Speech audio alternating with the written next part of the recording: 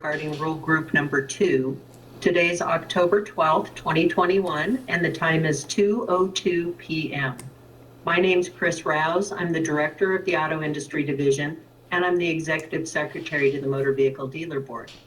This meeting was noticed on our website, and our rulemaking manager, Ms. Spellerberg, sent invitations and relevant documents to everyone on our stakeholder list.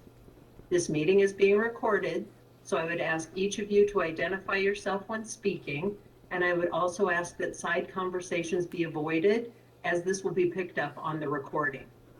This is a fairly reasonable amount of people in this group, so I would encourage you to mute your microphone when you're not speaking. For those of you who have not used this platform before, there's a raise your hand feature, and it's inside the participants box. It's a little hand-shaped thing that you can click when you want to speak. When one or more panel members wishes to speak, please use the raise your hand function, and when called on, you can unmute yourself and speak to the group. So I'm going to go around the virtual room and ask you to identify yourself and who you represent. For those of you that are dialing in on phone, you'll have to bear with me, and I'll have Brianne unmute all of you at the end of it, and then you can identify yourself, because we can't move those over onto the participants. So we'll do our best with this. So I'm going to start with Arlene Kapanen.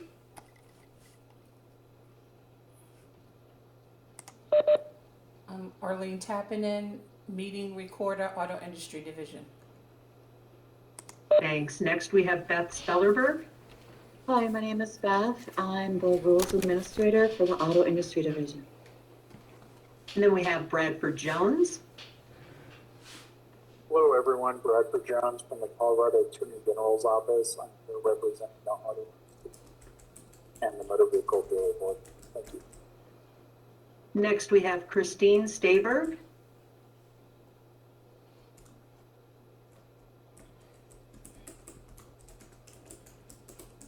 I am listening in for General Motors.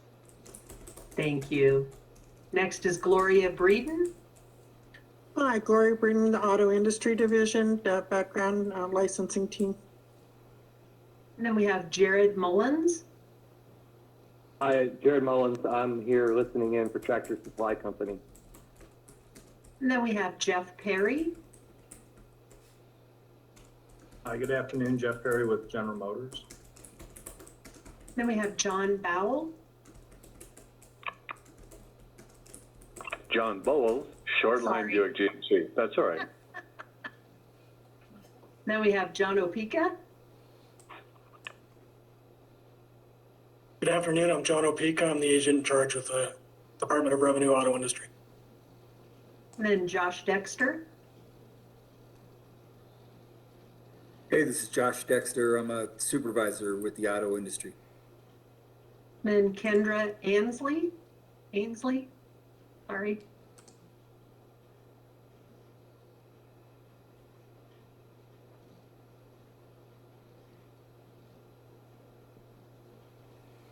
Kendra, I don't know if you can hear us, but we can't hear you if you're speaking. Okay, moving on. The next one is Nelson Scott. Nelson Scott, listening in for the Power Sports Dealers Association of Colorado. And then Nicole Brenner.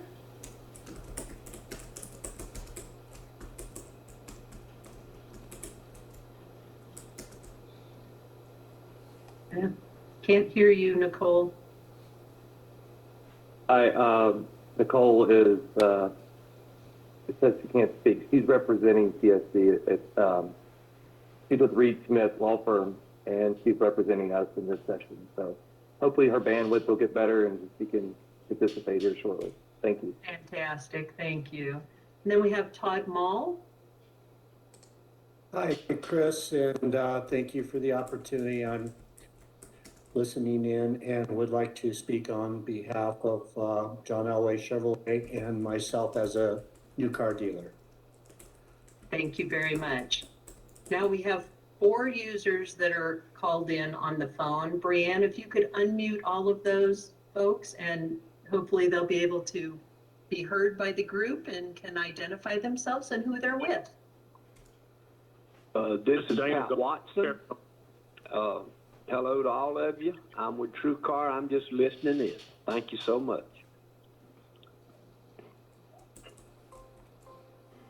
Good afternoon. This is Dana. Go ahead, sorry. I'm sorry. This is Dana Goff with Carry On Trailer. Good afternoon. This is Hal Lennox on behalf of General Motors. Ms. Rouse, I just want to let you know that for whatever reason, the link in my agenda for today takes me to our meeting last month. So I'm only able to participate by phone, but that's okay because Mr. Perry's on and he'll be carrying most of our time. And Mr. Lennox, if you wish to, you can go to our website and there's a public link. And if it'll let you on that way, Brianne can move you over onto the panel. Very well. I'll do that. I'll do that shortly. Thank you so very much. Thanks.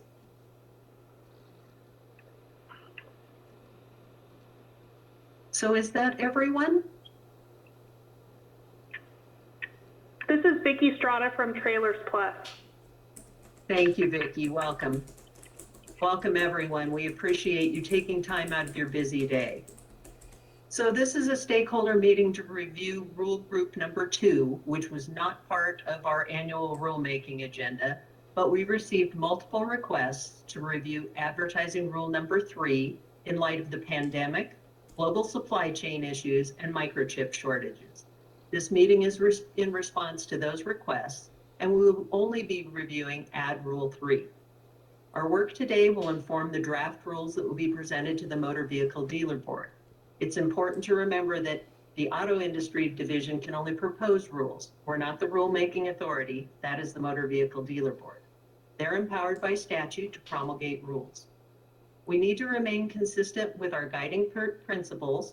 Rules need to be transparent. They need to clearly articulate expectations of licensees, and the rules need to be grounded in law. Additionally, one of the Motor Vehicle Dealer Board's primary missions is consumer protection. Please keep these principles in mind when you make proposals that will inform the draft rules that we will present to the Motor Vehicle Dealer Board. Also, please remember to have respect for those presenting positions that may not align with yours. This is the initial stakeholder meeting for advertising Rule 3.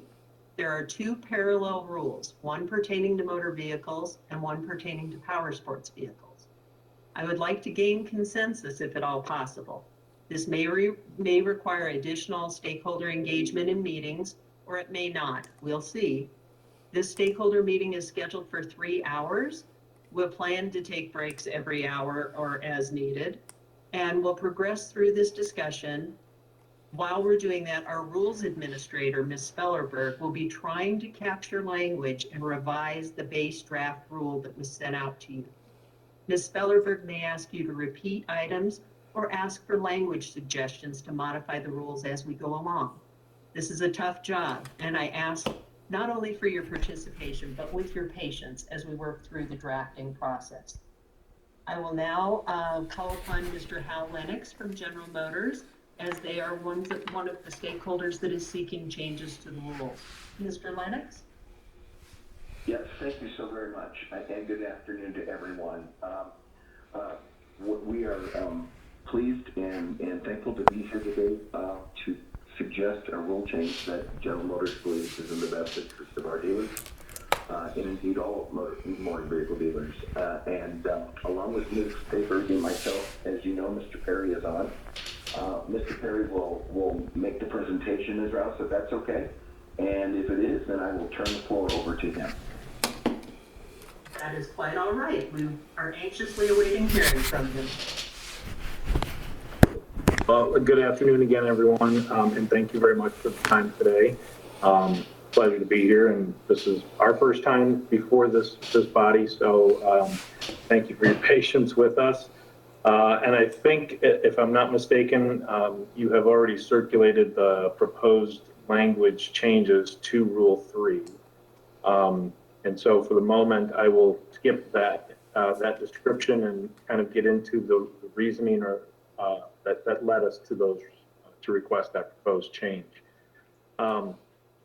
As you mentioned, the COVID-19 pandemic has had far-reaching consequences on many of the local economies around the country, especially and including Colorado. And a cornerstone of those local communities is our local motor vehicle dealers, and the impact on those dealers has been particularly problematic for our industry. Shutdowns in the motor vehicle manufacturing and supply chains have resulted in vehicle and part inventory shortages across the dealers, and not just within General Motors. This change we recognize and intend to apply for all dealers, regardless of their manufacturer. As a result, dealers are finding it necessary to sell deeper into their vehicle pipeline in order to satisfy customer demand and initiate new production orders with the manufacturers as quickly as possible to replenish their inventories and help the factories return back to full capacity as quickly as possible.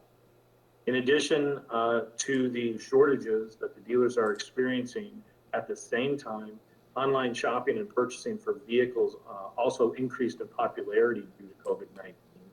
And with the success of this emerging new motor vehicle shopping tool, customers are increasingly demanding this type of online retailing because of its transparency, offering larger vehicle selection, the no-contact nature of it, and the socially distanced shopping environment. We believe that these consumer behaviors are definitely here to stay, even as the pandemic subsides.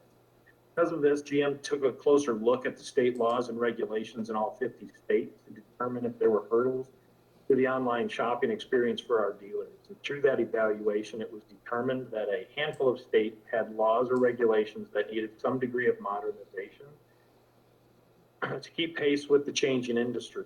Colorado was one of only 10 states in need of this updating, and at least eight of those other states have recently begun the process to make similar revisions as have been proposed here today. Proposed revisions to the Colorado Motor Vehicle Dealer Advertising Regulations that are being considered are modeled after similar language used in the other 40 states and are intended to clarify the opportunity for dealers to advertise vehicles that may not physically be on their lot, but which the dealer has full and immediate access to, allowing them and Colorado consumers to take full advantage of the emerging online retail marketplace. Some of the advantages that we think will go along with these revisions for both dealers and consumers is it will allow greater selection and transparency for the consumers, providing more efficient dealerships and more convenient, less stressful experience for the consumers, and allowing dealers to have to save on their floor plan financing costs and increased opportunity to earn replacement allocations from their OEMs. So we hope that you agree with the proposal and that it has merit, not only for the consumers, but also for CADA, its new motor vehicle dealers and OEM partners. Thanks for the opportunity. Thank you, Mr. Perry. I will now open it up for discussion. If anybody has any comments that they'd like to make in regard to the language that was proposed. Chris, can I speak on this?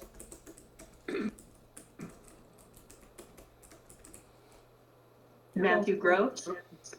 Oh, thank you. Sorry for the panic about not being able to get it. I just want to say very briefly, at CADA, obviously, we are supportive of the movements here and their intent and what they're trying to do. The only thing that we would ask for the division to consider is if we are going to extend the period by which a dealer can advertise cars, to make sure at that point that the dealer is advertising that they are irrevocably going to the dealer, right? What we would want to prevent is any sort of pool of cars that could be advertised into multiple states, where the first dealer in any state to submit a qualifying offer would be the recipient of the vehicle. I don't believe that's GM's intent, and that's why we're supportive of their intent. We would just ask for some sort of consideration to stop something like that, some sort of inventory being held outside of the state from being possible under the regulation. Do you have any proposed language to support that, Matthew? We could certainly come up with some. Having never ordered a car, I didn't think I was the right subject matter person to suggest it, but I can talk to some folks and try to submit something to you here that might work towards those ends. Okay. Okay, and then I see John Opeka has raised his hand. Mr. Opeka? Thank you. I guess this is John Opeka. I'm with the auto industry. One of the questions I have on the proposed language to just get addressed is it talks about available to be shipped. And I guess I don't know exactly what that means because that different people are going to interpret that different ways. And from an enforcement standpoint, that just seems a little squishy, something that we're waiting to put the chips in it. Well, we've got this chip shortage, so it's available to be shipped, but the car's not complete yet. And that may not be the intent, but that is a way that you can read this. Thank you. Do we have any representatives from the used car industry here today? Because I struggle a little bit with a motor vehicle dealer may advertise vehicles for sale via the internet as long as the vehicles are in the possession of the dealer or are available to be shipped.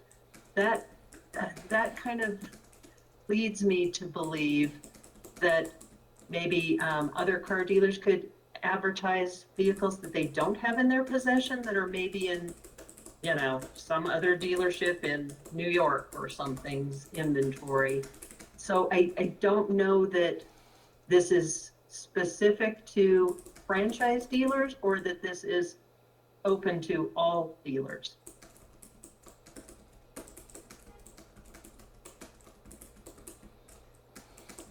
Well, to piggyback on that thought, what about every vehicle that is at Manheim auction?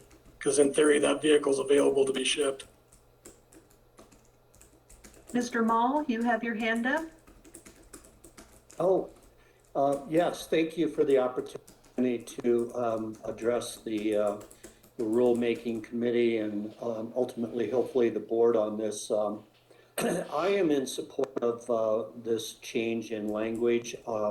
Of course, there's some subtleties that need to be corrected, but understand, and of taking, making sure the consumer is protected is also my most important aspect of any rulemaking change as well. Primarily, we have to take care of the consumer first. But as was mentioned earlier, our inventory is very on our dealership lots due to the chip shortage and other constraints.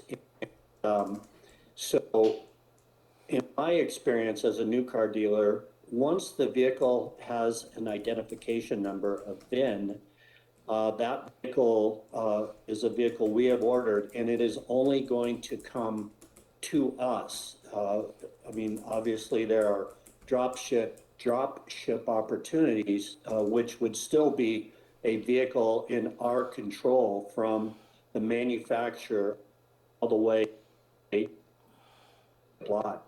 And we find ourselves in a situation where 8% of our inventory at this point is has either a deposit on it, which of course ours are always refundable if a consumer decides to change their mind. But that way they have certainty knowing that that vehicle is theirs once it arrives. So it's important for us to be able to advertise that so the consumer has choice in vehicles rather than today without that choice, not being able to see what is incoming. They would have to be physically in our dealership so that we could show them. So I feel that the advantage is really to the consumer here for protection from having people having to show up at the dealership for one thing. Most of that shopping is done online. And so I support it for that primary reason, that we're benefiting the consumer. And Mr. Mall, if I could ask a follow-up question of you, please. When the vehicles are, you said that you have a VIN number and you know that those are going to come to you. Is that true across all of the OEMs, or do you know? Well, I do know this. I currently, with my partners, own in Colorado, BMW, Mini, Chevrolet, and Cadillac, realizing that Chevy and Cadillac are going to be consistent. But yes, that is true of the brands that I represent. I would maybe defer to General Motors if they're familiar with any other way that you would get a VIN without that vehicle being assigned to you, because we've placed the order.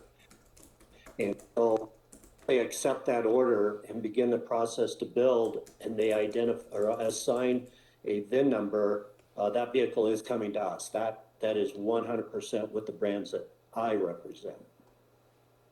And that's a good question. Thank you.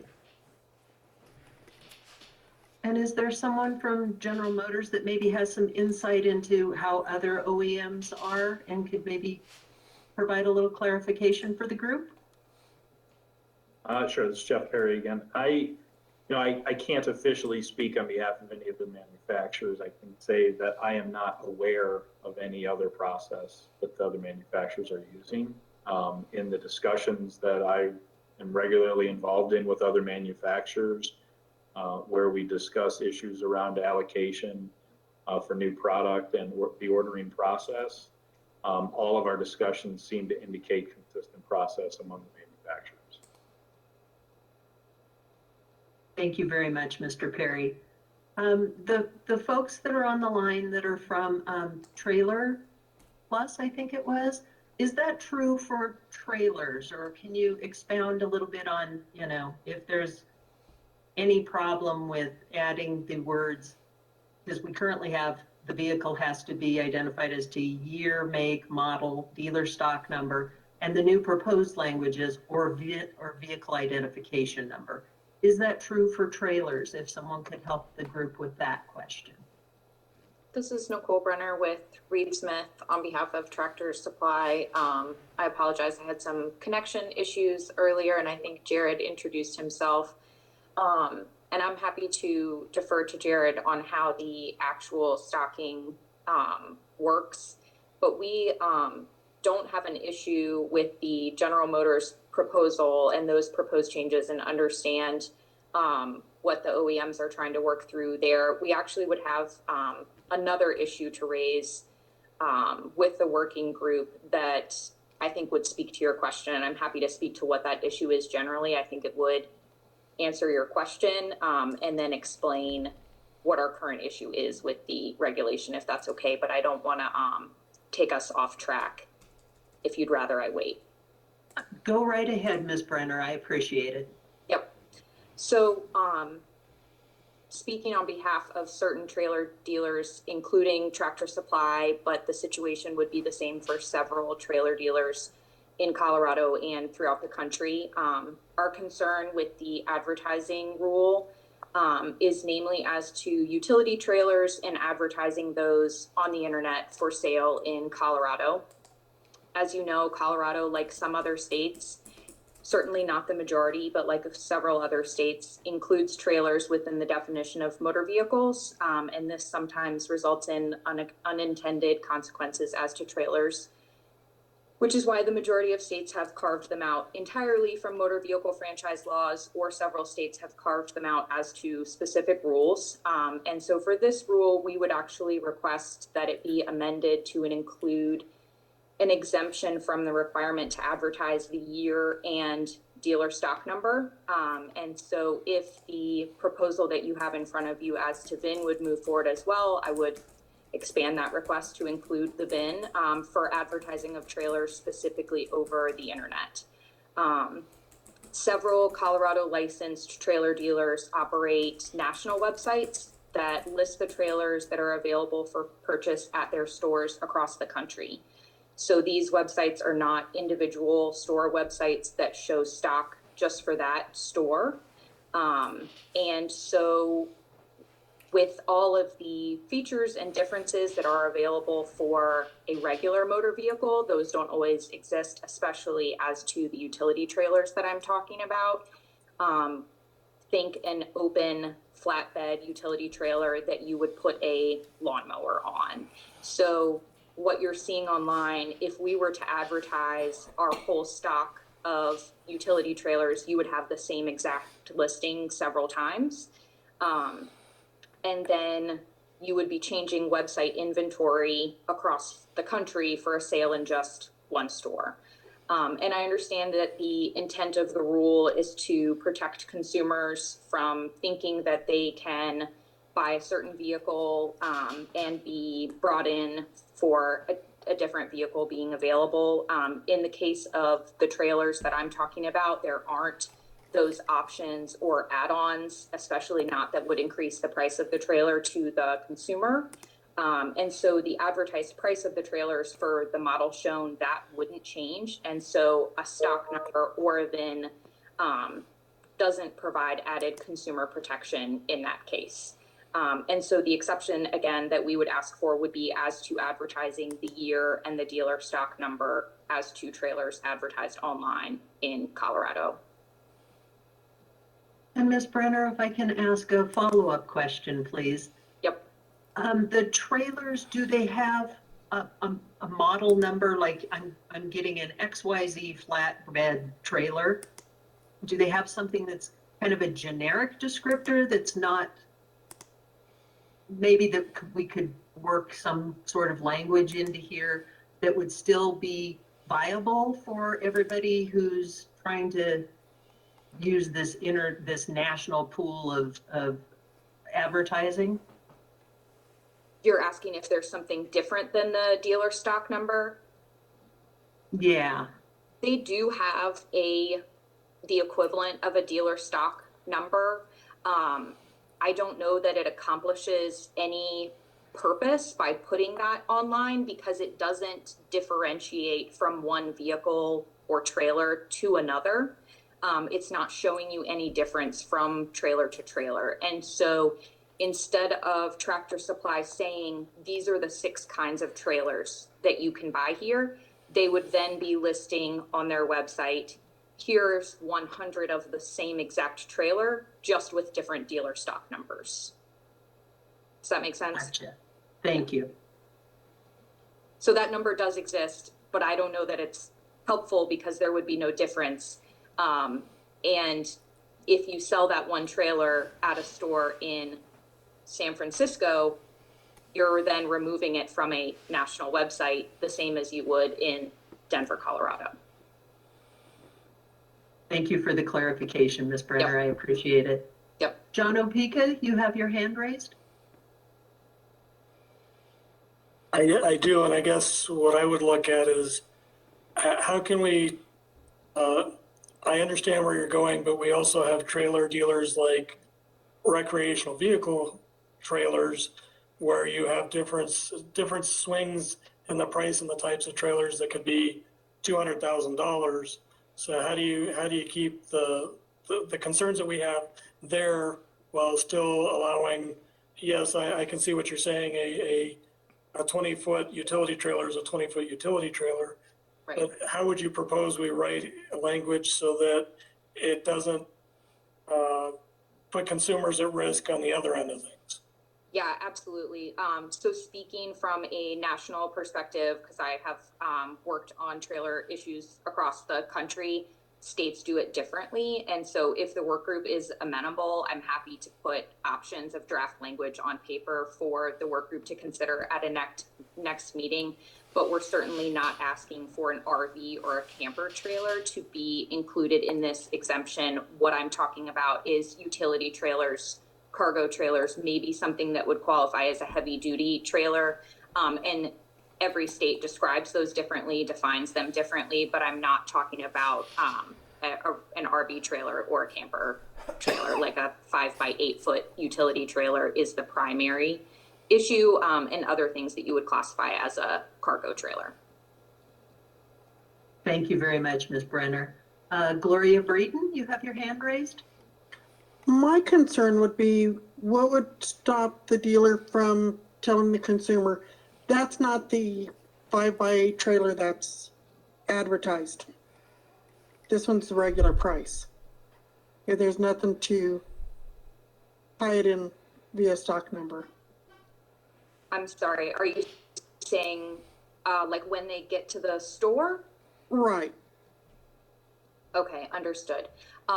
So I'm just trying to make sure I understand your hypothetical. If Tractor Supply or another box dealer of trailers has 6 trailers online, they see a 5x8 utility trailer, and then they get to the store and there's something that's a different price?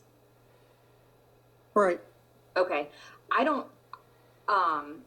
I'm not sure that I know how to prevent that problem, except that the dealer stock number wouldn't solve that problem. Having to provide the dealer stock number wouldn't necessarily solve that problem, but that's not advertising something different online than is at the store is certainly a requirement that we're willing to comply with. That isn't something we're trying to get around. It's just not, our issue is as to what we are required to advertise online. Excuse me, this is Dana with Carry On Trailer. I would like to provide some information that could be helpful as folks think about this issue. Is that okay? Yes, sir. Go right ahead.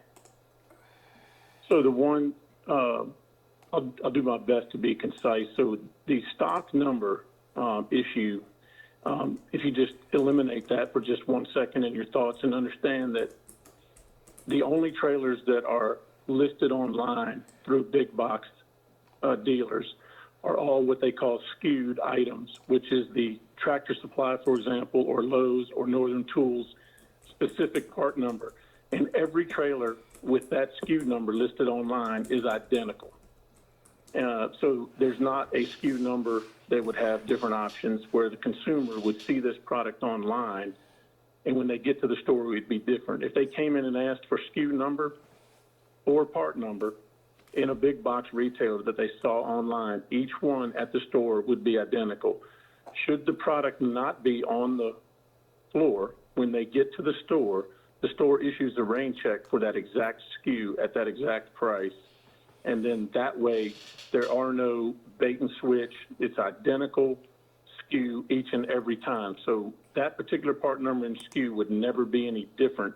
And if it were to become different, they would set up a new SKU number and put that trailer online in place of or in addition to that particular SKU. So just a little clarity around stock number and part number. They're very specific and they're not option oriented in the big box world. Thank you. That was extremely helpful. That was kind of what I was trying to get at in a not very articulate way before. Is there some other number that we could use? Could we use a SKU number? Could we put, in that make, model, dealer stock number or vehicle identification number, or in the case of small utility trailers, the SKU number? Could we put that? Would that cause more problems, or would that solve any problems?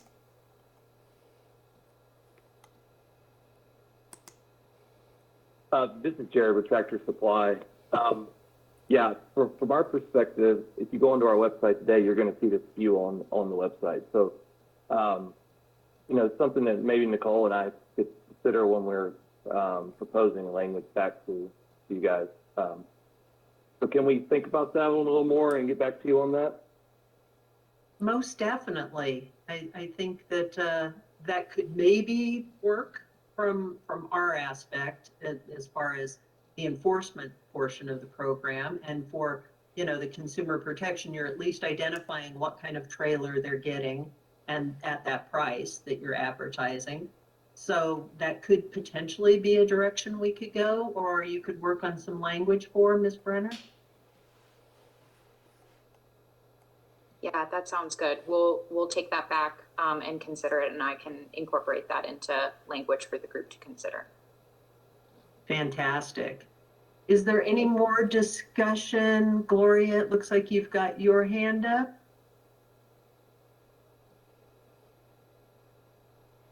Or was it a residual hand up? Okay. John Opeka? Yeah, the one thing I would like to just point out too is that not everybody who sells trailers in Colorado are big box stores. We do have independent dealers who sell trailers that, the thing to look at on this is, just making sure that we don't carve out a loophole that allows them to start playing games that hurt the ultimate consumers. Thank you, John. I'm sure Ms. Brenner will take that into consideration when she's crafting some language for this. So is there any more discussion around the addition of the words or vehicle identification number to that section of the rule where it talks about identifying the vehicle? If not, we'll move on to the latter part of the proposed language. Hey, Chris, I apologize for being late to the meeting. I just want to clarify, the serial number, is it like the last 6 of the serial number that has to be put in lieu of a stock number, or does it have to be both? And then you guys might have already covered it. I apologize for not being here, but I was a little confused on that designation. If the serial number and a stock number has to go in there, or part of the stock serial number, or just as long as there's an identifying for that particular unit. Thank you for joining us, Mr. Cardella. The proposed language is to add or vehicle identification number to what's already there, which what is already there is identifying the vehicle as to year, make, model, and dealer stock number. And the proposed language that is going to be added to it if this group decides that's the direction we're going is or VIN number. So I think it's an either or. If you're doing a dealer stock number, you don't have to do the VIN number. If you're doing the VIN number, you don't have to do the dealer stock number. That's the way I'm reading it. I don't know if that's the way the rest of the group's reading it, but the using the or there is allowing for the VIN number instead of a dealer stock number. Perfect. That's the way we're reading it too, but in this day and age of lawyers speak, we just want to make sure. Thank you. Well, and I just want to make sure with Mr. Lennox or Ms. Staberg that I'm not mischaracterizing the proposed language that they sent. So if one of you could chime in and say, yes, that's indeed the direction we're going. Ms. Rouse, this is Hal Lennox. Yes, I believe it is. And I'll defer to Mr. Perry to ensure that I haven't misrepresented anything. Yeah, no, we're all reading it the same as far as I can tell. And by vehicle identification number, that's a very specific term that represents the full 17 characters. Very good. Thank you, Mr. Perry. Okay, we're going to move on then, because I think we've about covered everything we need to cover there, unless I see anybody's hand go up in the next couple seconds. Okay, moving on to the last line of the proposed rule change, which currently the proposed language is for us to discuss is a motor vehicle dealer may advertise vehicles for sale via the internet as long as the vehicles are in the possession of the dealer or are available to be shipped.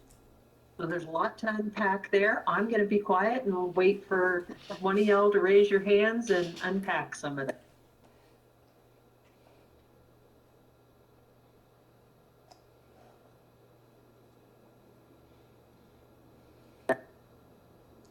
Not seeing any hands go up. Don't make me. This is Jeff Perry. I don't know how to raise my hand on here, so. Oh, when you open up the participants dialog box, there's a little hand that's close to the bottom of that box. So it's okay. Okay. We're Now I see a small enough group, and it's all yours, Mr. Yeah, I mean, our intention here was basically to not interfere with what dealers are otherwise today. But to recognize that, again, that they're having to sell deeper into the pipeline. Consumers are looking for where is the product going to be available so that I can get it when it gets here. And so the added language of available to be shipped was intended to allow us to get to the point where manufacturer has identified a vehicle identification number. That's what we were discussing. With that vehicle identification number, the dealer who knows, as Mr. Mall pointed out, that vehicle is coming to them, could begin advertising that vehicle. There are cases where, we know as the manufacturer what that vehicle identification number is even before a formal invoice has been generated to the dealer. But either way, that vehicle is still going to that dealer. So the idea here is that everyone knows the vehicle is coming. It is a very specific vehicle identified by the VIN. And with that information, the dealer could begin advertising to consumers to say, this vehicle is going to be on my lot very shortly. It is coming, and if you're interested in it, we can start the conversation. I think the consumers would appreciate that a lot because, like I said, with these short inventories, consumers are really struggling to even find vehicles these days that are meeting the requirements that they have. And if a dealer can still say, yes, this one's coming, and the customer can see that in an advertisement, that helps everybody. And I think since we're talking about the language, and I've got the mic here, available to be shipped. I do want to point out our original language was a little bit more specific, shipped by the manufacturer or an affiliate. And the idea there is, again, that you know where it's coming from, and you know that it is intended for the dealer. And the affiliate, I guess, kind of goes a little bit to the statement made about the auction house. So what happens a lot of time at the auctions, the dealers will have won the auction bid. The paperwork's being processed, the vehicle is going to be theirs, but there's a delay in titling. So in the time that the dealer has paid for that vehicle and wants to get a title, or is waiting for that title to come through, we would like the dealer to be able to say, this vehicle is available. I own it. It's coming. Thank you. Now, I have two Johns that have their hands up, and I don't know which one of you put in first. So we're gonna go with Mr. Bowl. Al.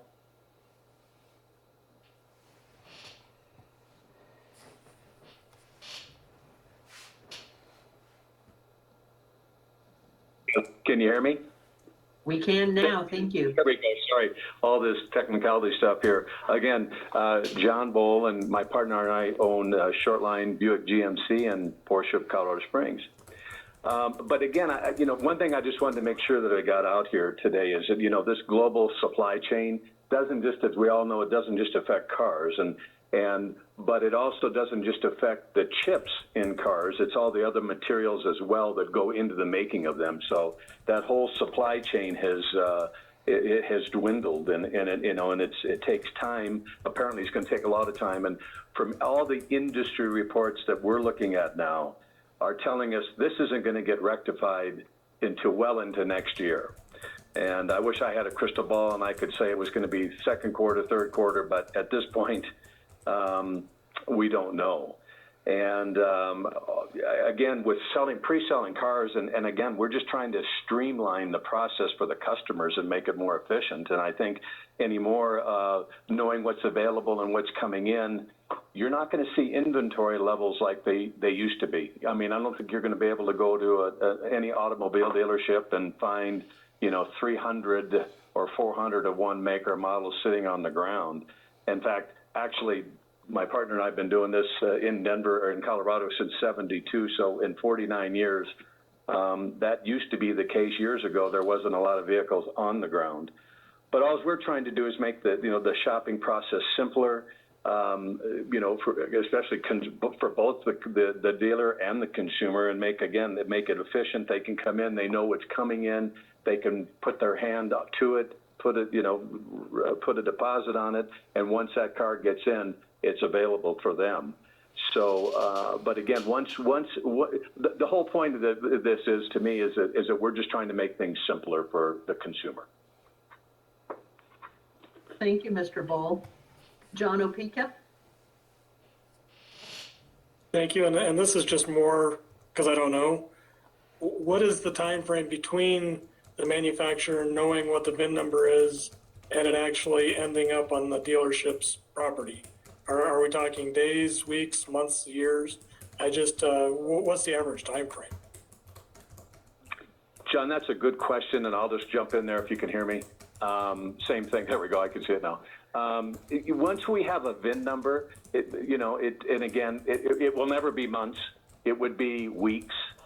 And right now, every vehicle has got a system on it that you can track from the time it left. Let's just say Michigan. It left Detroit on 10/12/21. And you can follow it now all the way to Denver when they drop it off at the rail station. Same thing with if it's trucked up from Dallas, and in certain cases, Yukons, in our particular case, come up from Yukon on a truck. You can track them from, like I said, from the moment you have that, once you have an invoice, you have a VIN number, you can track it from day one. And I've never seen anything come any longer than two, unless, there could be natural disasters, of course, but for the most, you can pretty much tell. I could tell you, John, that it's going to be here in approximately 2 weeks.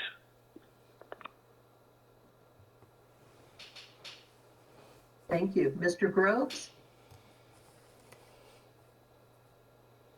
Thank you. The only thing I want to suggest here is I think we are looking at this through the lens of franchise dealerships, which is great. That's typically what we do. I have two concerns here. One, the stakes. Given that we start out this regulation, it is misleading to advertise. Necessarily means we're talking about Colorado Consumer Protection Act, which necessarily means if the trial attorneys get a hold of it, it's treble damages and fees. That is a little concerning for us. But what I'm thinking here is how this impacts people like Carvana, that says available to be shipped.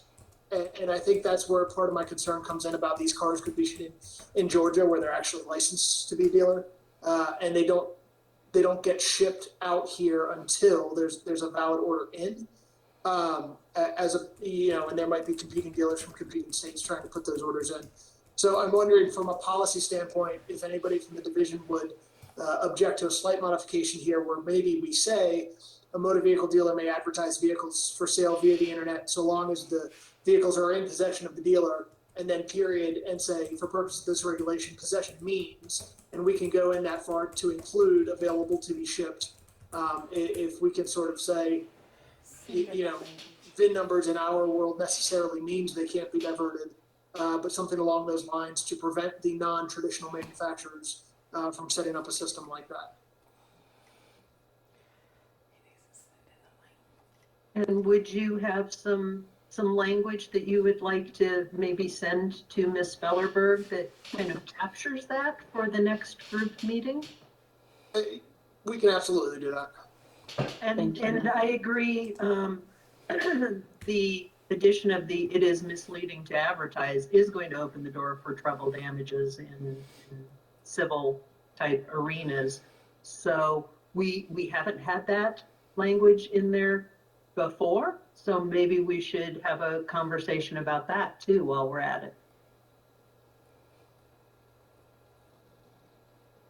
Well, correct me if I'm wrong, but the existing advertising rules obviously list out rules 1 through 19, which the state has determined. But I believe the preamble to that sort of gives the umbrella that all of these rules are a way to be deceptive or misleading, but deceptive or misleading is the actual concept which you can't violate.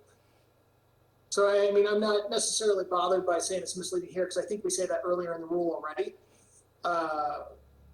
But it definitely is higher stakes.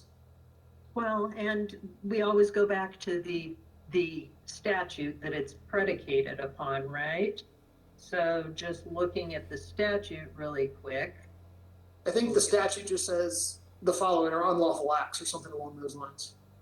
The statute, which for everybody's reference is 442121-3I, intentionally publishing or circulating any advertising that is misleading or inaccurate in any material particular, or that represents any of the products sold or furnished by a licensed dealer. So is it necessary, I guess, would be the question to the group, to have the beginning of this proposed Rule 3 to say it is misleading to advertise? This is Mr. Jones from the Colorado Attorney General's office.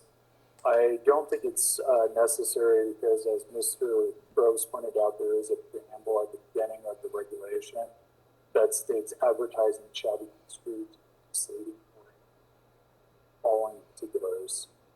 And then that's where it would start advertising a specific motor vehicle. So that's how the rule was based when these rules and the regulation 4421 first promulgated. Thank you, Mr. Jones. Mr. Groves, your hand's up? Oh, sorry, that was just left over. I would say, I don't think we want to undo the intent element that the statute provides, but I also don't think that the regulation can do that anyhow, so I'm a little less concerned about it. Okay. So let's get into a little bit more of this. So what I'm hearing is that we are talking about this from the perspective of new motor vehicles and new power sports vehicles. So I question the way we word this. Are we going to make it just new motor vehicles that are coming from a manufacturer, or are we, as Mr. Groves rightly pointed out, allowing it for the used car market, for the larger used car dealers that have, a national presence, to be able to engage in this also? The Carvanas, the, them all the big national ones. So any discussion on that by the group?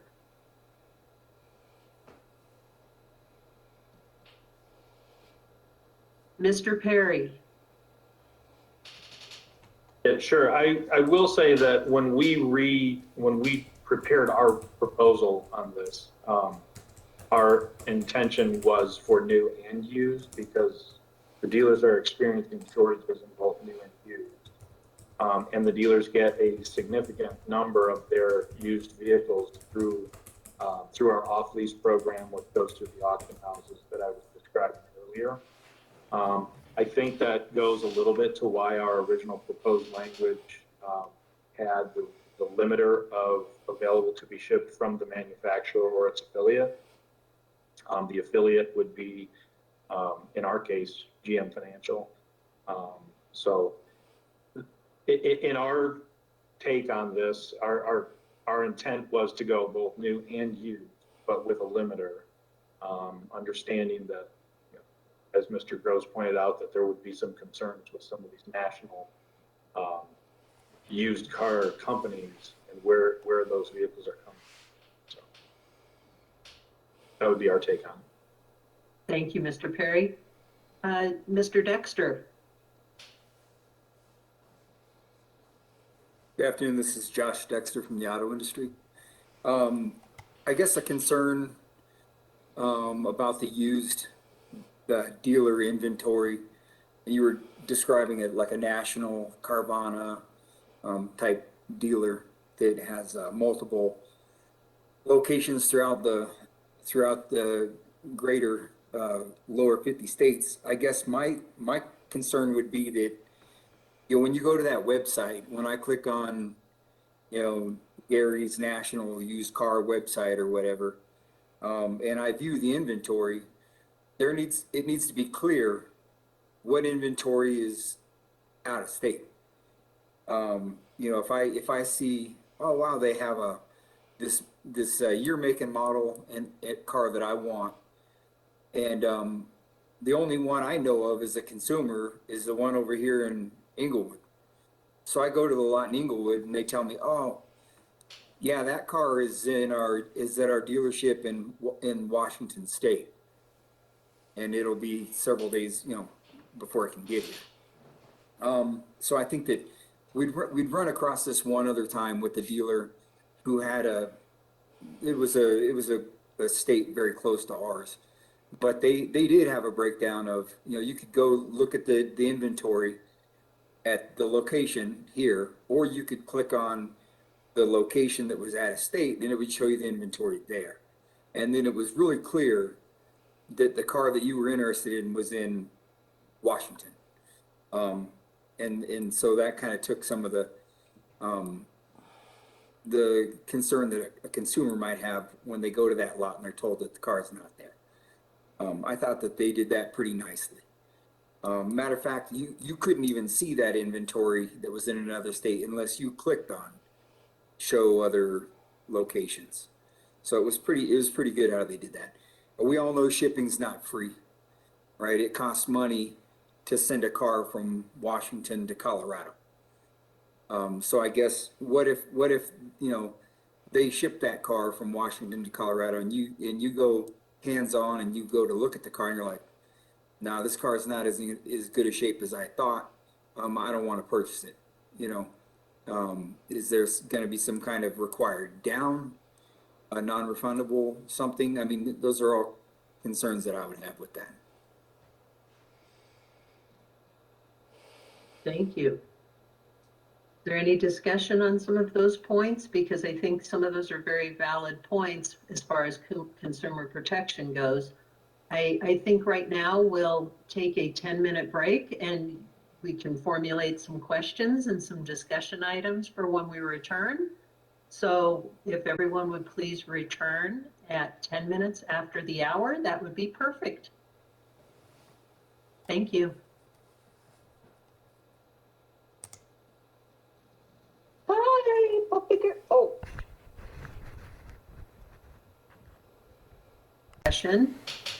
I want to kind of acknowledge there's two people that have their hands raised, but I also want to acknowledge that we have a lot of discussion that we need to talk about some of the language that's in here. Obviously, I stated at the beginning of this that I have some concerns with, inventory scraping where people can advertise things that aren't even in, their possession. So I think we need to really lock down some of the language at the end of this, or maybe in a following stakeholder meeting. But a couple of the things that I do want to discuss as part of this is we're talking about advertising via the internet only. So there's a whole barrel of other things that need to be discussed around those issues too. So I will acknowledge John Opeka had his hand raised. So we'll start with John Opeka. Thank you. The one thing I was going to point out, which is along what you were just talking about, is nowhere in this regulation does it require the dealer to actually own the vehicle. So in theory, they could be, you could make the argument that that vehicle on the Ford lot in Rhode Island is available to be shipped. So therefore, it's okay for me to advertise this on my website.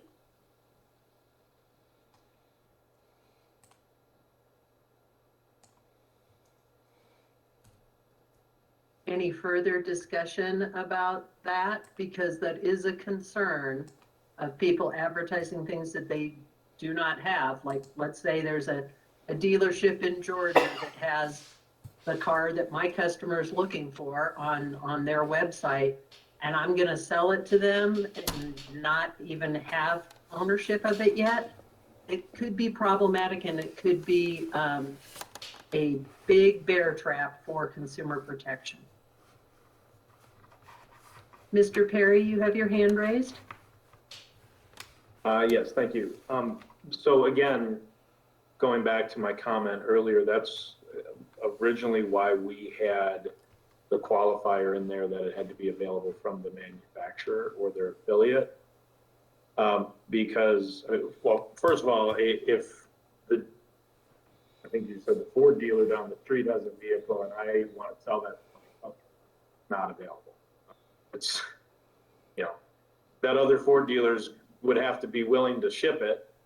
And apparently, I'm going to guess they're going to say, no, that's not available to be shipped. So that wouldn't meet the terms anyway. But that is part of the reason why we had originally included that limiting language in there, to qualify this down to the point of since manufacturer can't sell their own vehicle anyway, it's got to go to a dealer from the manufacturer. And the limiting language was intended to recognize that and say, if it is available to be shipped from the manufacturer and the dealer will have identified who that vehicle is going to. And so there's some measure of assurance that we know the pathway for that vehicle. It's not just some random, that was an interesting term that you used, inventory scraping. I've never heard that one, but I wrote it down. I liked that one. But I think that limiting language would prevent the inventory scraping because, again, with a new vehicle, once we have the VIN number, the way that the allocation system works with the dealer is the one with that allocation. It is their vehicle, they built it, we built it for them, it's been produced, and we might be waiting for the final invoice to be produced. We already know the VIN, we can share that information with the dealer so that they can get started on selling that vehicle. Similarly, with the used vehicles that the dealers are buying off of us at auction from lease returns, they know the VIN, and it's a matter of the dealer has purchased that vehicle and we're waiting for the final title work to be done. And unfortunately, title work, as we know, isn't always the fastest. So there's a delay there, and we want to give the dealer and the consumer a little bit of a head start so that we're not losing time, especially with inventory being they are. In the circumstance with a manufacturer involved,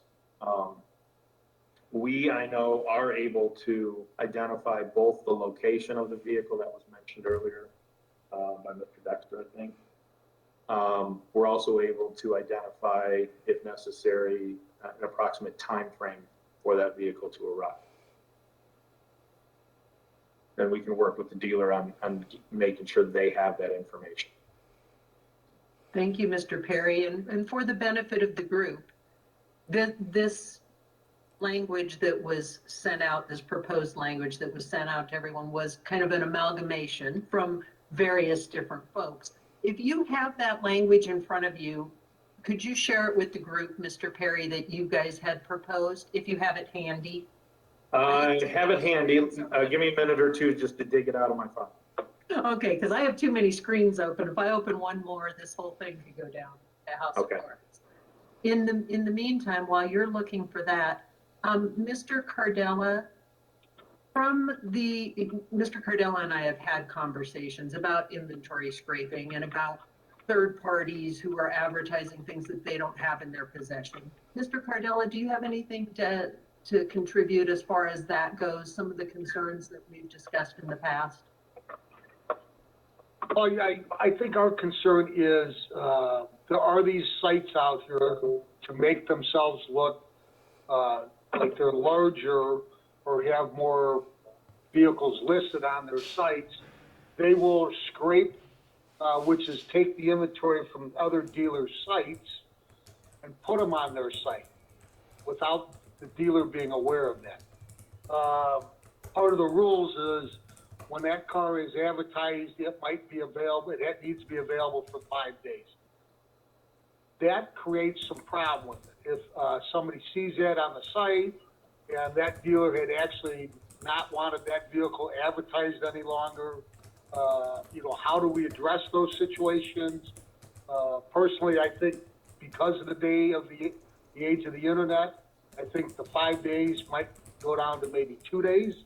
The available is there. I mean, guys are constantly updating the sites when they're adding equipment, or a new car dealer might decide, hey, I want to put some custom wheels on this vehicle, and so they want to go and change that price.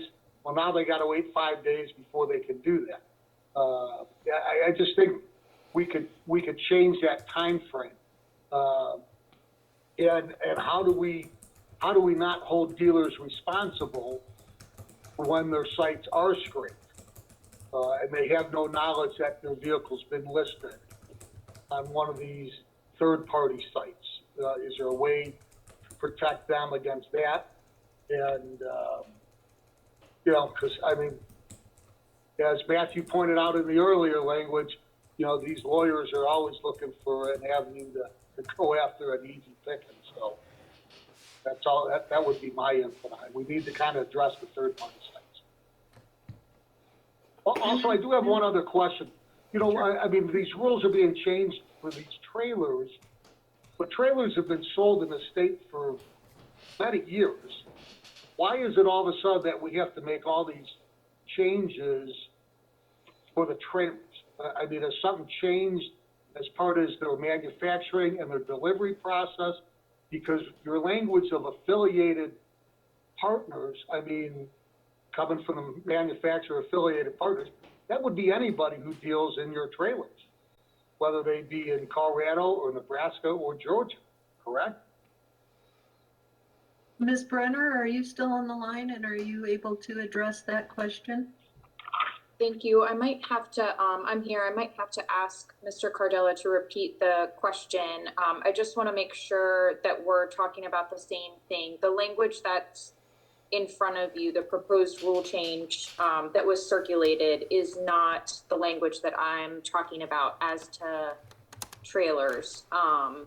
And I'm not sure if that really answers your question or if I might need you to repeat it, but this isn't because of a change in the trailer industry, more just understanding that these rules are being reviewed, and so we were using this as an opportunity to raise the issue.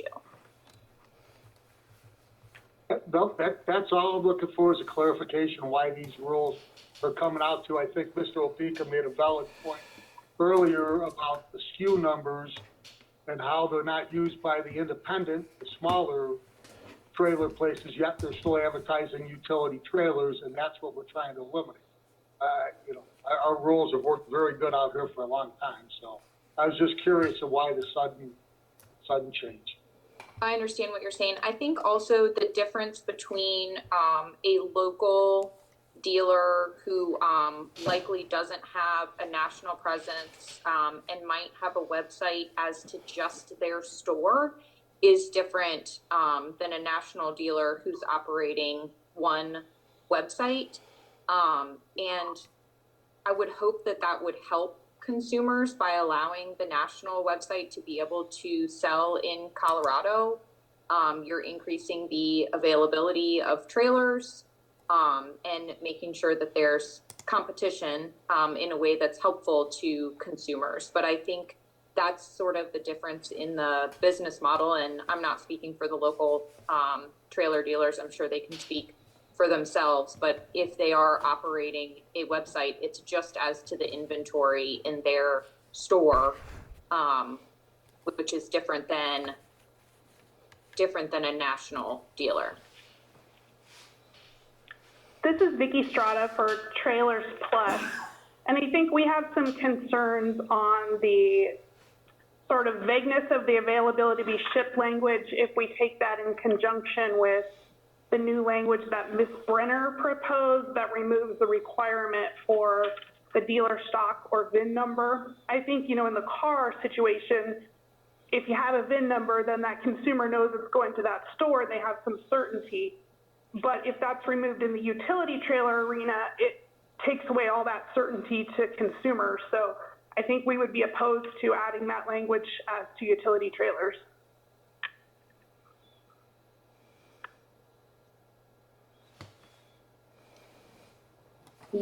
Speaking on behalf of Tractor Supply, I'm happy to look at that. There's also language being stricken, so understood that multiple changes being made might mean something different. So I'm happy to look at that. I'm not totally sure that I understand, but I will look at that. The language that you're talking about is not our proposal. So if it creates another issue, I will look at that. Thank you. So is there any other commentary along that line before I circle back to Mr. Perry, and hopefully he's got that language that they originally proposed so he can tee that up for the next portion of the discussion. But I'll just give it a little pause for anybody who wants to talk some more about the the trailer portion of the program? Okay, hearing none, I'm going to go to Mr. Perry. Okay, I did find it. The additional language that was in our proposal that's not showing up in the document begins at the end of the sentence, so after available to be shipped. And then we had the words to the dealer, from the manufacturer or distributor or their affiliate within a reasonable period of time.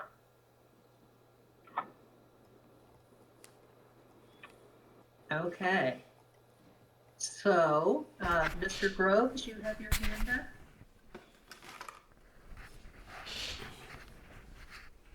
Sure. This is really just for my information on the division's perspective. We obviously have one dealer license in the state who has 100% of their cars coming in from out of state. And I'm wondering how that's going to work since they traditionally don't act through the dealer model. If they put these cars on a website and they haven't been assigned to the Colorado affiliate, would you guys still be able to enforce this against them since typically regulation of manufacturers goes through big revenue?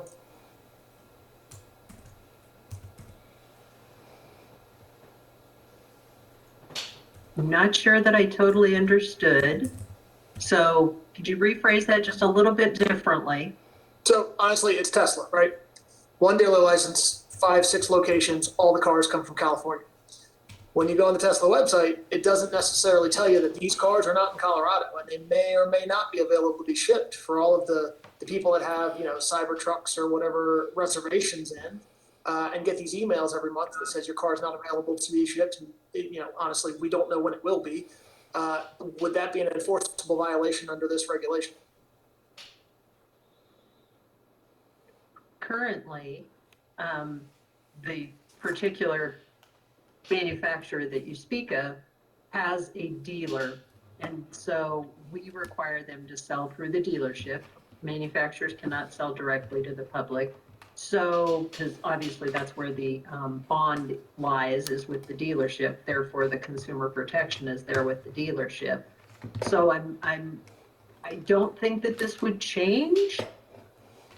If I'm understanding your question correctly, I think we would still, if a manufacturer was selling directly to the public, if it didn't fit in with our current scheme of the way that there's 3 tiers, that there would be an enforcement issue. And yes, that if it's an enforcement issue against a manufacturer, that would be done by the executive director of the Department of Revenue.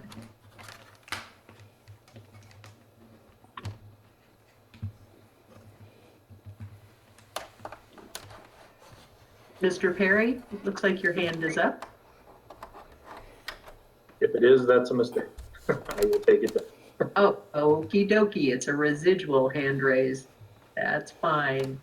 Okay, so the language that Mr. Perry just read to us has got some language that maybe I'm not a fan of, in the fact that a reasonable amount of time, what's reasonable to one person may not be reasonable to another person. So did I hear reasonable? Is that the word that I heard, Mr. Perry? Correct. That language actually came from what's already in law in a couple other states. Could you share with us what other states? Because I would actually like to reach out to those other states and see if reasonable has been a problem for them. Because like I said, what's reasonable to Chris Rouse may not be reasonable to Jeff Perry if we're purchasing, you know what I mean? Understood. Yeah, understood. I know California is one of them. I could get you off the top of my head. Okay. Yeah, that would be helpful because like I said, I'm not a fan of the term reasonable amount of time. I don't know how the rest of the group feels about that, but you know. And like I said before, if if it comes down to an issue of, well, where is the vehicle and when will it be available? That's something we can provide the dealer with that information and be more specific. Thank you, Mr. Perry. Mr. Opeka? Thank you. I would echo the comment about reasonable amount of time, but the other question is it fundamentally fair to carve something out specific to franchise dealers? That just seems like we're giving them something and throwing used dealers out to the out in the cold, and is that appropriate?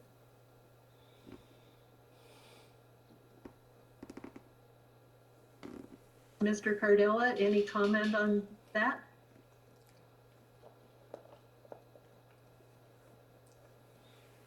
Yeah, I just wondered why we're carving out special rules for people. That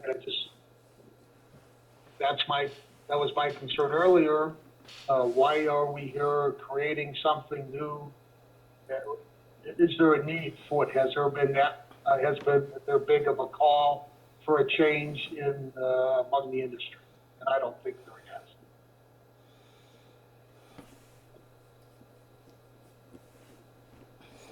The other thing that I would like to discuss is in the proposed language that was sent out to everyone as our jumping off point, when we talk about a motor vehicle dealer may advertise vehicles for sale, would maybe some of these issues be eliminated if we said a Colorado licensed motor vehicle dealer may advertise vehicles for sale?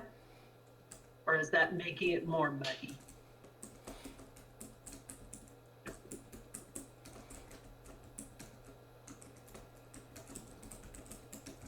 I guess if I can ask, Chris, who else would be advertising them? Because we say that the dealer is still responsible for any third-party agency that's posting their advertisement unless somebody's scraping their website, right? Yes, but I think that might add some clarity as far as your example with Tesla, where a manufacturer won't think that they can advertise.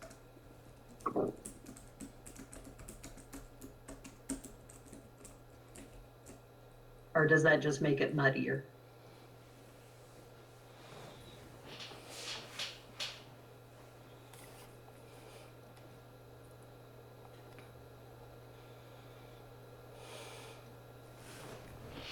Okay.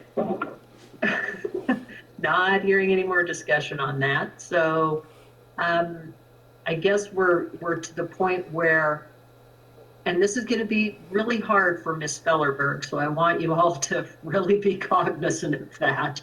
So if we decide as a group that we need to maybe put some language suggestions forth and give them to Ms. Fellerberg for a later stakeholder meeting, we can do that. I just want to have these discussions now before we inundate her so that she kind of has a flavor for where everybody's coming from when they bring this proposed language or any tweaks they have to the language that came out.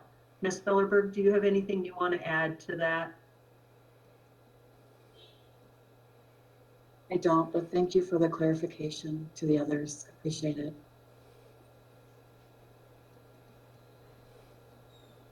Now, I don't know if, I mean, I feel like we're at that pause here where we've kind of all said our piece. I don't know if we want to continue or if we want to schedule a future meeting to where we have some other language that we can start looking at and start, determining where the consumer protection lies and who this works for and who this doesn't work for, or who's opposed to certain language or who's in favor of certain language.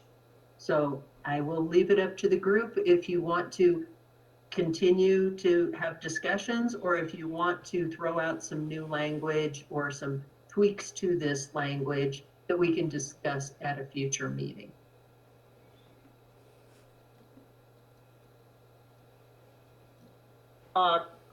Ms. Rouse, I would like to, are we going to also address earlier I was asking about the time that a vehicle has to be available for sale. And on the internet, because the internet changes so quickly, do we want to address the 5 days that it needs to be made available for sale from the last time it was listed? Can we reduce that? I think in the age of the internet, things change so quickly. Equipment gets added or repairs are done to a car that you need to adjust now. I mean, is there a need for a 5-day right to purchase a vehicle after it's advertised any longer? Also, I know in paper, there's a font size that's got to be used when you advertise something. How does that apply to the internet? Are we still the same type of font size? If you're adding, you can't use the asterisk to add charges at the bottom of your ad. What about on the internet about adding, people are trying to be creative and come up with new languages to add fees on top of their advertised prices, which I think is incorrect and should not be allowed. Does that price for those added services need to be displayed as the same size as the advertised price? Yeah, I guess we've addressed the third-party site with the scraping, but I mean, that would be my kind of thing. I mean, do we want to look at the language on going from a 5-day availability of sale to a 24 hours availability of sale? So we're all on the internet looking at things. And is there any sort of conversation from the group about reducing that day as those number of days in the same rule as Mr. Cardella is suggesting? Well, Chris, this is Matthew, and I guess this would be a question for Mr. Jones. Those are addressed in the state rules, but not in Rule 3. Wouldn't we have to notice and open other rules in order to address those issues? The 5 days is in this current rule that we are reviewing. The other thing that Mr. Cardella brought up is not in this rule, and no, we will not be discussing that. So we're just talking about the 5 days. The vehicle shall remain unsold, unleased for a period of 5 days following the last date the ad was published.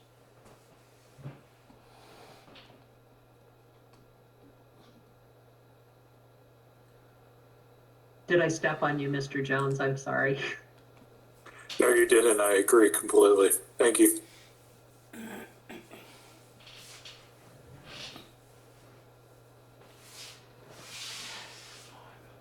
So, Mr. Opeka, you have your hand up. Yeah, the one thing I would mention is I have had some conversations with dealers that think 5 days is too short. So I have had that conversation recently with other dealers. So you can take that for what it's worth. The other question is, do we maybe want to break this up into multiple rules instead of having one big long rule that hits on 3 or 4 different items? Would it maybe be better to add a Rule 20 and a Rule 21 to break this up so this rule maybe can be smaller? Each of the rules can be smaller and more clear.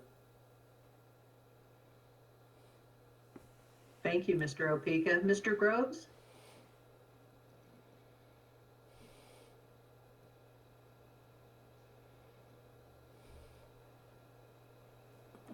Okay. Mr. Cardella, your hand's up. Yeah, I mean, so Mr. Opeka, you're saying dealers want to have the 5 days increased to more days that it has to be available for sale, or reduction in that 5 days? I think most dealers would like to see that reduced down, especially the franchise dealers, from 5 days being available from the last time it was advertised to like 24 hours or 48 hours, something along that lines, because especially I know with the used cars, you might have a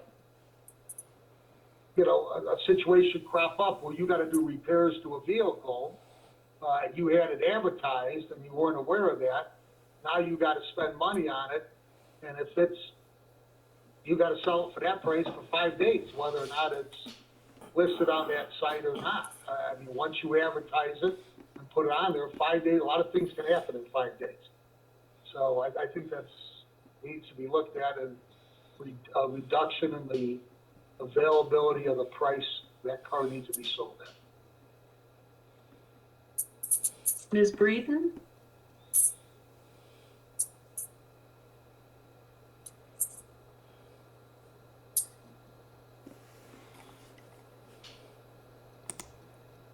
Ms. Breeden, you had your hand up? Sorry, I thought I had unmuted. The very next line takes care of that with a specific date range. If you say that this price is good for, 3 days, 5 days, 10 days, once that time frame is done, you don't have to sell it at that price. You can sell it for whatever you want.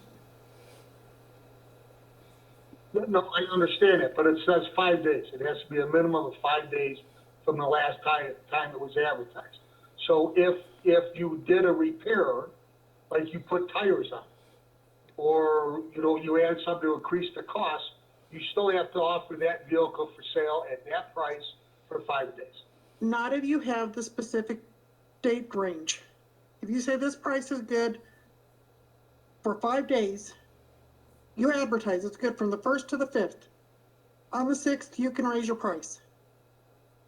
I understand that, but for those first 5 days, and if you discovered that on the second day and put those tires on or did those repairs, no matter what, you still have to sell it for that advertised price until after the 5th day.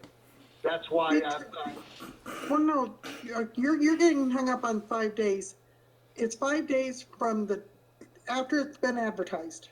If you advertise it on Monday and you don't put that it's only good for Monday, for 5 days after Monday, up to Saturday, you have to sell it for that price. But if you say this price is only good Monday and Tuesday, on Wednesday, you can raise the price. correct, but most dealers do not take up that much ad space because it costs for every word you put in an ad, and so they limit what they're displaying in there. Price is effective till this date. It does not cost that much. If it'll save you some heartache.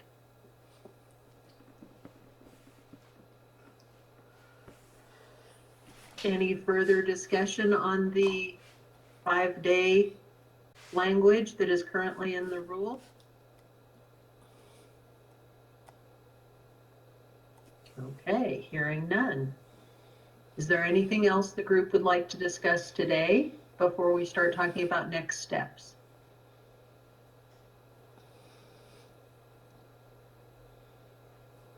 I'm not sure how to raise my hand, but I was attempting to do it. I just want to clarify before we get to next steps that my plan would be to draft language and send it to Beth, and if we want to discuss it further now, that's fine too. That would be for trailers to advertise the make, model, and you could make it a list of 3, or so it would be the dealer stock number or the VIN or a stock keeping unit like the SKU, or you could just do make, model, and SKU as to trailers either way. But that would be what I would be planning to send to Beth to get in front of everyone for consideration at a next meeting. And happy to discuss it more now if the group wants to. Mr. Cardella, is your hand up or is that a residual? It's a residual, this technology, I'll take it off, sorry. Okay, I didn't want to skip over you and see if anybody wants to respond. And I'm not sure if the person who spoke on behalf of Trailers Plus is still on, but I'm not seeing an issue with the last sentence or its application to trailers. So if there's further clarification on that, I would appreciate it. Yeah, this is Vicky Strada for Trailers Plus. I guess our concern, if it's just make, model, and SKU, it's not necessarily identifying one specific trailer. So it doesn't necessarily mean there's stock available when a consumer is looking for that stock. So we like leaving the language of dealer stock number or VIN number so that it's tied to a specific unit. I think having the stock unit would mean that it is in stock.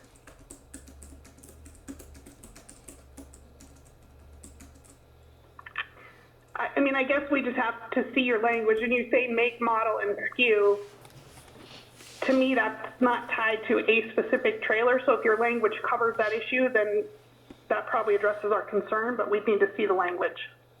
Okay, happy to share the language. I think, I'm not sure if you were on for my comments earlier, but what we were saying was those specific trailers don't necessarily have options or add-ons.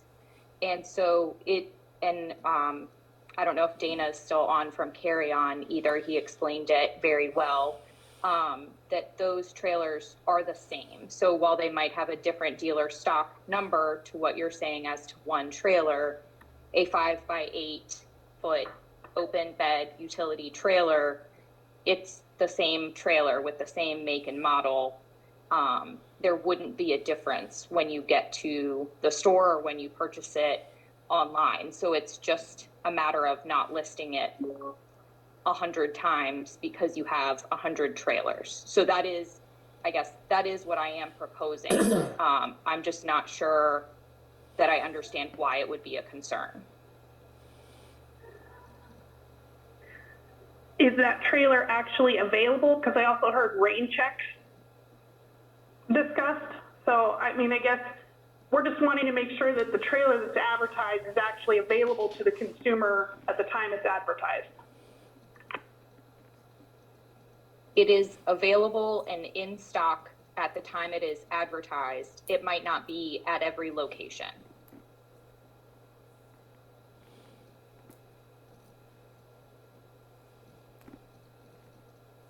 Okay, Mr. Mall, you have your hand raised. Oh, yeah, thank you. Just an additional comment on the 5-day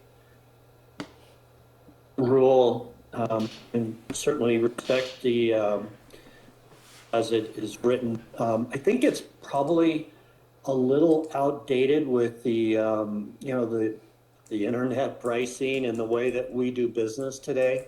I think that rule has been there. I've been doing this in Colorado for 38 years now. And it was more geared towards newsprint, and nobody advertises in the newspaper anymore. So just from a practical standpoint, David was right. I mean, we change prices if we have, we found out we had an additional reconditioning bill, or on a new car, we advertise price that we decided to put new wheels and tires and spiff it up, or accessories. So, the real-time pricing is more 2021 than, 1990, I think, back or earlier when I got into business. So just a clarification, I think that's probably an old rule that doesn't really apply anymore. But Ms. Breeden? I'm addressing the stock number versus SKU number. Bottom line is we just want something that identifies what is being sold. The box stores have the SKU numbers. Individual, mom and pop lots may just have a stock number. So if you have both stock number or SKU, I think you're fine. Thank you, Ms. Breeden. Mr. Opeka? Yeah, I think one of the other, which was kind of hit on, is that if I'm the consumer going on the website and the big box store says that there's a 5x8 trailer at this location, and me as the consumer drive out there and they don't have any, and the closest one is Grand Junction, that seems a little problematic to me.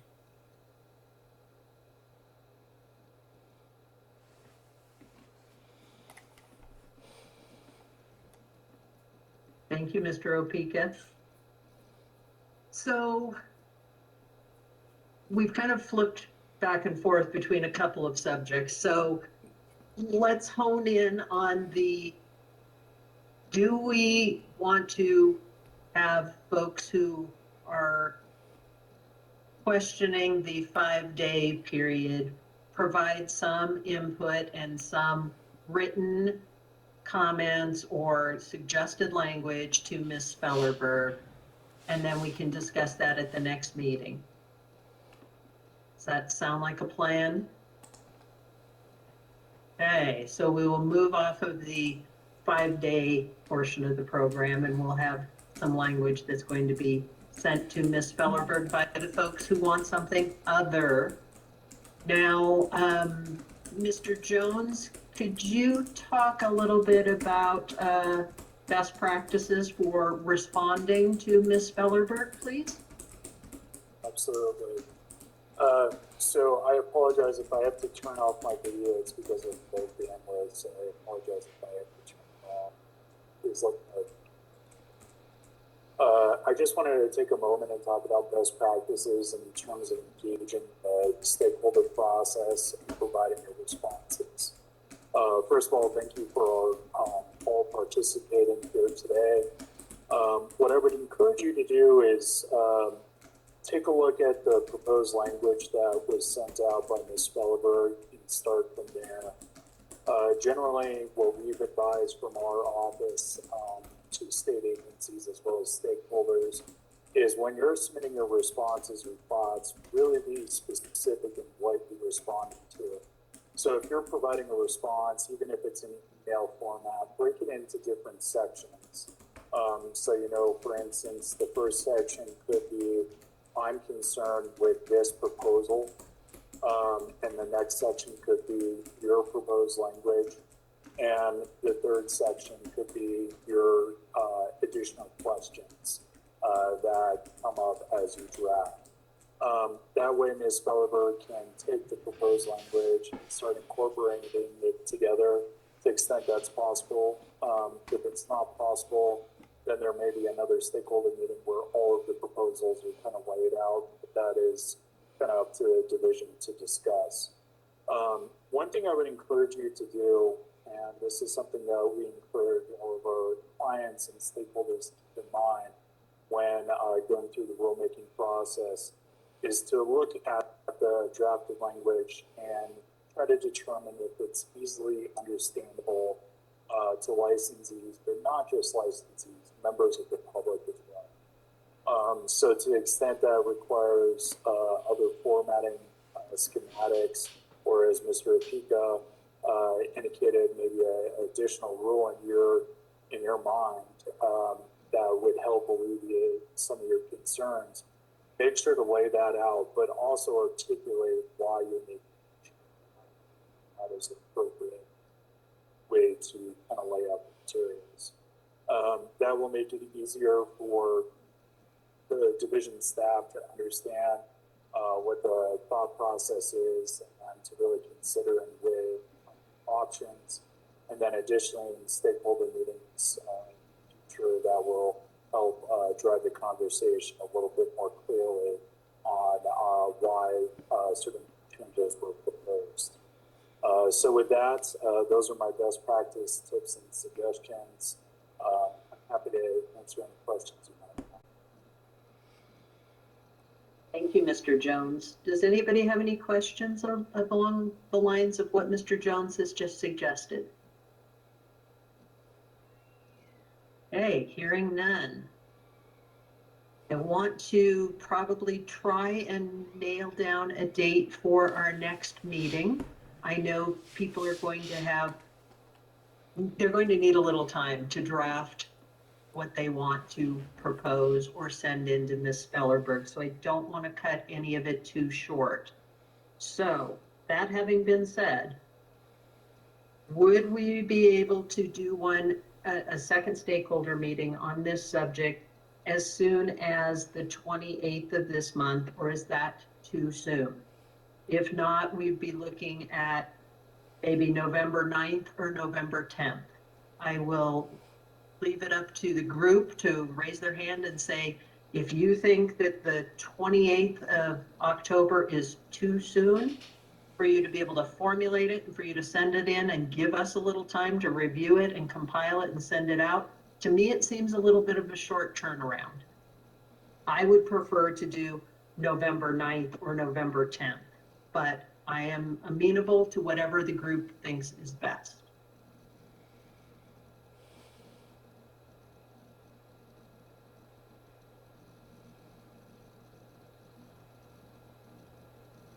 Ms. Rouse, don't we have a Zoom scheduled already for the 9th of November? At 1 o'clock? Or is that a different? I have it down as a DMV Zoom 1 to 2. Oh, you might have one with DMV, so would the 9th, would it kill you if we did one at 2 to be back to back? Or would you, prefer a little break in between those, Mr. Cardella? Oh, no, I'm a car guy. I think you go back to back to back. I'm fine. That's no problem. As long as we get those 10-minute breaks in there. Yeah, I'm big on the breaks. Does the 9th work for everybody? And that includes division staff, Ms. Spellerberg, Ms. Cradell, Kapanen. I need to make sure I have a recorder. So I need to make sure that she's going to be there. This is Beth. I wouldn't miss it for the world. Thank you, Ms. Spellerberg. Okay, we will try and set something up for the afternoon of November 9th. Hopefully that will work for everyone. I would ask that you do not wait until the last minute to send Ms. Spellerberg your suggestions for revisions, because like I said, this is a big ask for her, and she's going to have a lot of things coming at her from a lot of different directions. So the sooner you can get it to her, the better for everyone.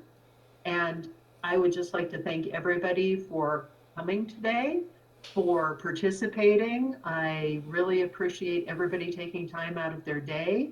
And I'm sorry that we have to have another meeting, but I think it's best, rather than us keep circling around the same subjects, let's get some language out there and let's get started on which direction we want to go as a group. So that having been said, is there anybody who would like to say anything before I close out this rulemaking session? Yes, can we give them a deadline in which to provide me with a proposed language? That's probably best. Does everybody think that they could get it to Ms. Spellerberg by the end of this month?